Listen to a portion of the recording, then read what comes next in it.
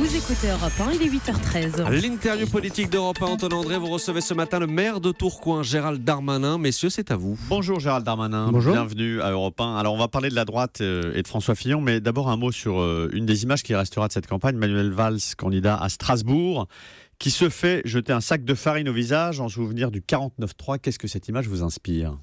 Bon, d'abord un peu de tristesse pour le débat public. Je trouve que c'est pas bien de ridiculiser des hommes politiques, y compris les opposants à notre candidature. Maintenant aussi, ça pose la question de la sécurité des candidats. Quelqu'un qui jette de la farine aussi proche de Manuel Valls, qui vient d'être Premier ministre, qui je crois a une protection pourtant importante. Ça pose la question, je crois, de la campagne sereine, de la sécurité des candidats à l'élection présidentielle. Et enfin, on voit surtout un Manuel Valls qui a du mal à lancer sa campagne. C'est dommage parce que on peut dire ce qu'on veut de la primaire de la droite, c'était une primaire de haute tenue. Il y a eu des candidats d'un grand niveau qui ont pu échanger, on sait où va la droite. On n'a pas l'impression de comprendre où est tranché le débat idéologique à gauche, pourtant on a bien besoin. Et le 49-3, je crois, c'est un peu le Jospin d'aujourd'hui. C'est-à-dire celui qui fait un reniement par jour, et je crois que Manuel Valls ne rentre pas tout à fait dans la dynamique qu'il espère. Vous n'y croyez pas, vous, à sa mue de Premier ministre du 49-3 au candidat du Rassemblement ? Je pense qu'après l'élection de François Fillon, dans les conditions dans lesquelles nous ne l'attendions pas collectivement, nous serions tous bien inspirés de ne pas donner des avis péremptoires sur ce qui va se passer. Est-ce que vous avez des nouvelles de François Fillon ? Oui, moi j'ai des nouvelles de François Fillon. Il va bien, parce que les Français ne le voient plus, ne l'ont pas vu quasiment depuis 2 semaines, 3 semaines. Les coups pleuvent et lui ne répond pas. Alors on va en reparler avec vous. Mais d'abord, sur le fond, le général de Villiers, chef d'état-major des armées, plaide dans la presse pour une augmentation du budget de l'armée. Est-ce qu'il est dans son rôle ? Est-ce qu'il a raison ? Alors je pense que sur le fond, il a raison. Le gouvernement actuel et le président de la République qui fait aujourd'hui de l'auto-persuasion a raté la modernisation de nos armées. Il faut savoir aujourd'hui que 40% de nos navires ont plus de 30 ans, qu'un tiers des hélicoptères ne décollent pas et que les Rafales, par manque de pilotes, ne vont pas sur les théâtres d'opération. Alors, il a quand même stabilisé le budget de l'armée alors que sous la droite, il avait tendance à baisser. Il a surtout augmenté le nombre d'opérations extérieures. Donc le budget de l'armée, c'est un budget dynamique. Effectivement, plus il y a d'opérations extérieures, plus on demande des choses à nos forces armées, plus il faut accompagner évidemment sa transformation industrielle pour éviter de devenir ce qu'est la Grande-Bretagne. Et en même temps, moi je trouve que sur la forme, il n'est pas dans le rôle du chef d'état-major des armées, personnellement, un haut fonctionnaire, notamment dans une institution particulière qui s'appelle l'armée, que de donner son avis public. Alors on peut dire peut-être qu'à force de ne pas avoir été entendu par les pouvoirs en place, ce chef d'état-major crie, comme le général de Gaulle peut-être crié au moment où il a voulu alerter les responsables politiques français. Moi, je crois qu'il faudrait aujourd'hui que François Fillon, au pouvoir, applique le projet qu'il a lui-même écrit, 1,9% du PIB pour l'armée. François Fillon est un fin connaisseur des questions militaires, vous le savez bien, et je crois que l'armée sera rassurée de voir François Fillon à la tête de l'État français. Et ce ne sera pas 2% du PIB à la fin du quinquennat, comme le demande le général de Villiers. Aujourd'hui, de ce que j'ai compris, c'est l'engagement de 1,9%, on est à 1,77. C'est surtout, je crois, à la fois des troupes qui sont rassurées pour éviter la multiplication des opérations extérieures. Ça veut donc effectivement dire qu'à la tête de l'État, il faut pouvoir savoir ce qu'on sait faire. On envoie nos armées, notamment sur les théâtres africains. Heureusement qu'il y a l'argent des Américains pour nous aider sur l'intendance. Peut-être une armée un peu plus indépendante. Et puis enfin, je crois, un rendez-vous industriel qui ne doit pas être oublié. Il y a plein d'aléas industriels, il y a plein de difficultés matérielles pour nos armées. Je sais que François Fillon saura entendre la colère des militaires. Mais il y a aussi la question de la protection des Français face au terrorisme. Est-ce que ce Premier ministre qui avait assumé d'ailleurs de supprimer 13 000 postes de policiers et de gendarmes et d'avoir des budgets qui soient moins élevés pour la sécurité, est-ce qu'on peut protéger mieux les Français avec moins d'hommes et moins de moyens, comme François Fillon l'a défendu pendant le quinquennat où il était Premier ministre? Je pense que c'est absolument pas une question d'effectif et c'est pas nouveau. C'était déjà le cas, je crois, pendant le débat sur la primaire où certains candidats avaient ce même argument. Quand on en est réduit à envoyer des policiers pour surveiller des caméras de vidéoprotection, ces policiers d'ailleurs qui eux-mêmes se font agresser, on voit bien que c'est pas un problème d'effectif parce qu'on est dans un monde kafkaïen dans ces cas-là où chaque caméra de vidéoprotection sera surveillée par des policiers. Le problème pour ce qui est de la délinquance générale, c'est une réponse pénale. Et c'est donc la réforme du ministère de la Justice et l'action du ministère de la Justice. C'est ce que souhaite faire d'ailleurs François Fillon, et je crois qu'il l'a dit depuis très longtemps, comme les autres candidats à la primaire durant la primaire. Ensuite, vous posez la question du terrorisme.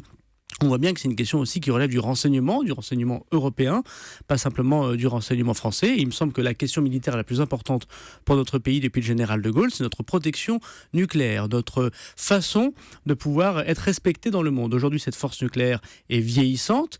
Si nous continuons comme ça, on n'aura plus 6 mais 5 sous-marins d'attaque.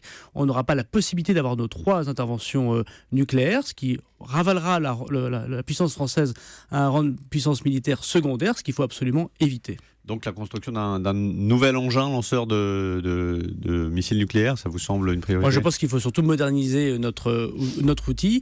On dit, moi je ne suis pas un spécialiste des questions militaires, j'ai entendu dans les débats parlementaires qu'il faut 20 milliards pour que effectivement l'ensemble de notre arsenal nucléaire puisse être 7 milliards pardon, au niveau de ce qu'est la France et de ce qu'est la puissance nucléaire française. Il faut effectivement faire ces efforts. Un mot sur la Cour de justice de la République. Manuel Valls à ce micro disait ne pas comprendre la décision et que cela donnait le sentiment d'une justice à deux vitesses, l'une pour les puissants, l'autre pour la vulgate. Est-ce qu'il faut supprimer la Cour de justice de la République ? Moi, personnellement, je ne le pense pas. Je crois que si on a créé la Cour de justice de la République, c'est pour répondre à des actes particuliers qui sont ceux de l'exercice de l'État. Je constaterai aujourd'hui, pour ceux qui disent que ce sont des politiques qui se protègent, que la majorité parlementaire, puisque ce sont des parlementaires qui ont jugé Madame Lagarde, la majorité des parlementaires n'appartiennent pas au camp politique de Madame Lagarde. Mais le jugement ne vous choque pas ? Moi, Condamnation mais dispense de peine pour bonne réputation. Je ne vois pas pourquoi on ne commenterait pas des décisions de justice d'un côté et qu'on en commenterait dans d'autres. La République, notamment la Constitution, voulue par les Français, a voulu la Cour de justice de la République.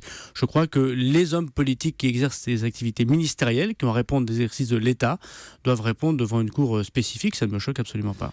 François Fillon a gagné la primaire de la droite sans déplacer les classes populaires. Vous êtes bien placé pour le savoir. Vous l'aviez observé d'ailleurs et vous en aviez fait part pendant la campagne des primaires.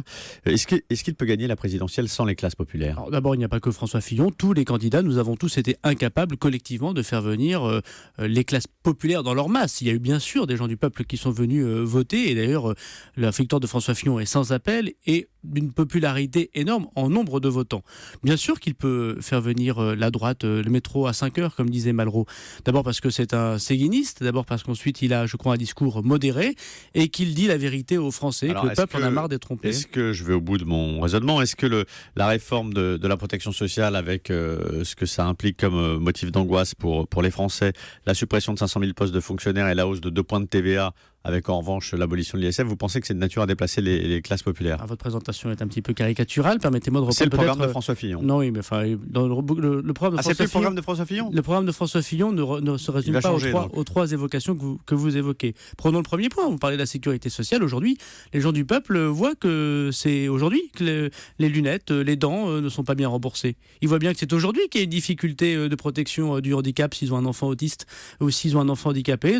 Chez moi, à Tourcoing, on en parlait tout à l'heure, je viens de cette jolie ville. Et bien, quand vous avez un enfant handicapé, vous êtes obligé d'aller en Belgique pour qu'ils puissent connaître un accompagnement. Quand vos parents sont Alzheimer, quand ils connaissent des difficultés, c'est aujourd'hui qu'il n'y a pas les médicaments et qu'ils ne sont pas accompagnés. On a mal compris à ce moment-là je crois que ce qui est sûr, c'est que notre...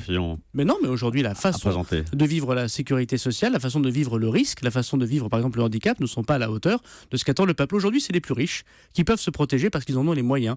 Ce que nous dit François Fillon, c'est qu'on va refonder le système pour pouvoir le sauver. Et je crois que c'est une voie sur laquelle nous devons tous nous engager. Est-ce que vous avez des nouvelles de Nicolas Sarkozy ? Tout à fait. Il va bien ? Il va très bien. On a entendu, Laurent Wauquiez se plaindre du sort réservé aux sarkozystes. Humilié, oublié, Laurent Wauquiez est le nouveau patron de la famille sarkozyste ? Non, je ne pense pas qu'il y ait d'héritier. On l'aurait su, me semble-t-il, et je pense que l'aigreur ne fait jamais un bon choix de la vie politique. Un dernier mot peut-être juste sur les attaques dont François Fillon, d'un mot, est victime sur les réseaux sociaux. Farid Fillon, Jérôme Charia, comment on répond à ces attaques de ce qu'on appelle la fachosphère sur Internet ? On n'y répond pas. Vous savez, ce qui est important dans la République, c'est d'être équilibré. Il me semble que François Fillon a un discours équilibré. Il y a 5 mois de campagne. On aura l'occasion de parler, j'imagine, de la religion, de la laïcité, de la sécurité sociale. Et ce qu'il faut, c'est démontrer, parler directement au peuple. Et vous savez, le peuple, quand on est démocrate, on pense que collectivement, il a raison quand il va voter. Et je suis sûr qu'il votera pour l'alternance et pour François Fillon au mois de mai prochain. Merci Gérald Darmanin d'avoir accepté notre invitation. Bonne fête de fin d'année. Bonne fête de fin d'année à tous, Maxime. Merci. Et venez à Tourcoing, c'est très sympa. Dire à M. Canteloup, il peut venir quand il veut. Il y a un beau théâtre. Il est du Nord. Il y a un beau théâtre. Je connais très très bien. Merci beaucoup Gérald Darmanin.